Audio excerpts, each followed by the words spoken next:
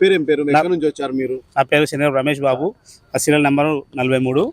నేను గతంలో ఇక్కడనే 2019లో ఎంపీగా పోటీ చేసి ఇండిపెండెంట్ అభ్యర్థిగా 15 నెంబర్ ఉన్నప్పుడు 8,000 ఓట్లు తీసుకొచ్చిన. ఆ ఓటు ద్వారా అధికారం ఉన్న వ్యక్తులు ఓడిపోయినారు. కానీ ప్రజలు ఇచ్చిన ఓట్లే నాకు చాలా గొప్పగా భావించిన. ఇప్పుడు మేము అదే ఉద్దేశంతో మళ్ళీ నామినేషన్లోకి వచ్చినాం. నామినేషన్ ముఖ్య ఉద్దేశం ఏంటంటే చదువుకున్న విద్యావంతులు ఏం చేస్తున్నారు, అసలు ఏం చేయాలనే లక్ష్యంతో ఈ ఓటు వేస్తున్నారు. కాబట్టి ఈ ఓటు తెలుసుకోవాలంటే ఫస్ట్ మనము నామినేషన్ చేసే ప్రక్రియ ఉంటేనే కదా తప్ప మనం ఏం చేయలేమనే ఉద్దేశంతో నేను ఫస్ట్ నామినేషన్ను ఎన్నిక చేసుకున్నా.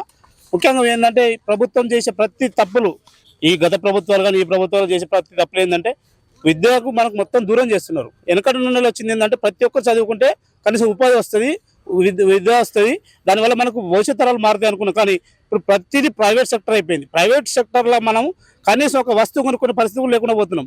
కనీసం ఉపాధి లేదు, బతుకు తెరువు లేదు. ఈ రెండు పోరాటం వల్ల ఎక్కడైతే ఉందంటే చదువుతానే మళ్ళీ పుట్టుబడుతుంది. చదువులేదు కనీసం మనిషిలో ఈ సమాజంలో విద్యావంతులు కూడా ఎందుకు పనికిలా మిగిలిపోతున్నాం. వాళ్ళు భృతి ఇస్తా అంటారు, భృతి చేయడం వల్ల ఎన్ని రోజులు కాపాడతారు. మళ్ళీ అంటే భృతి వల్ల వచ్చేది ఏది లేదు. విద్య వల్లనే, అది ప్రభుత్వం వల్లనే భారత రాజ్యాంగబద్ధంగా వచ్చే ప్రతి హక్కును ప్రతి పౌరుడికి విద్యావంతుడికి అందాలని మా లక్ష్యం కోసం మేము ఈ ప్రత్యేక ఎన్నికలలో ఈ కరీంనగర్ డిస్టిక్ నుండి మేము ఎమ్మెల్సీగా పోటీ చేయడం జరిగింది. మా లక్ష్యానికి మేము కోరేది ఒకటే, ఈ పెట్టుబడిదారు వ్యవస్థను అంతం చేయాలంటే ఇండిపెండెంట్ ఎంతమంది ఉన్నారో మీ ఒక్కరేమో మాకు ఏమని మేము చెప్పాము. ప్రతి ఒక్కరికి ప్రాధాన్యత vote first, second, third, fourth కాబట్టి ప్రతి ఒక్క ఓటు మాకు ట్రాన్స్పరేషన్ చేయండి.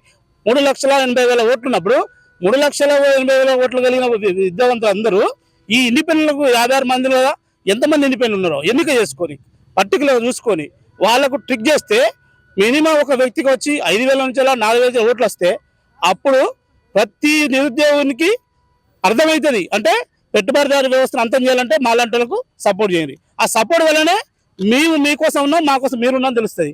మీరు అదే డబ్బు తీసుకోనో అవసరాల కోసం వాడుకోనో లేకపోతే వాళ్ళు మా చెప్పుడు మాటలు విని తప్పుదో బట్టి వాళ్ళ ఓట్లు వేస్తే మీరు ఒక నరకాన్ని, ఒక బానిసత్వాన్ని ఇంకా 15 సంవత్సరాలు, ఇంకా 10 సంవత్సరాలు కూడా విద్య కానీ ఉద్యోగావకాశాలు కానీ ఎలాంటి వాళ్ళు సంపూర్ణంగా మనకు అవకాశం ఇయ్యరు.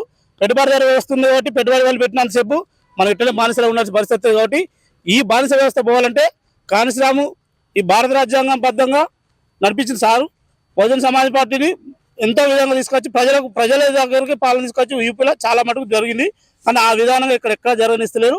వాళ్ళు ఎవరైతే మహనీయులు అంతరించిన తర్వాత మళ్ళీ సేమ్ పెట్టుబడిదారు వ్యవస్థ నడుస్తుంది. కాబట్టి మన లక్ష్యం కావాలంటే మన ప్రజలు సామాన్యుడికి సపోర్ట్ చేసుకుంటారు తప్ప పెట్టుబడిదారు వ్యవస్థ సపోర్ట్ చేయదని మేము కోరుకుంటూ ప్రాధాన్యత ఓటు చేసి మా ఇండిపెండెంట్ అందరినీ ఆశీర్వదించాలని నేను గట్టి నమ్మకంతో సెలవు తీసుకుంటాను. శంకరన్న గెలుపు నిరుద్యోగుల భవితకు మల్లు. ఉమ్మడి మెదక్, కరీంనగర్, నిజామాబాద్, ఆదిలాబాద్ పట్టభద్రుల ఎమ్మెల్సీ ఎన్నికల్లో స్వతంత్ర అభ్యర్థిగా పోటీ చేస్తున్న కస్బా శంకర్రావు గారిని గెలిపించాలని కోరుతున్నా.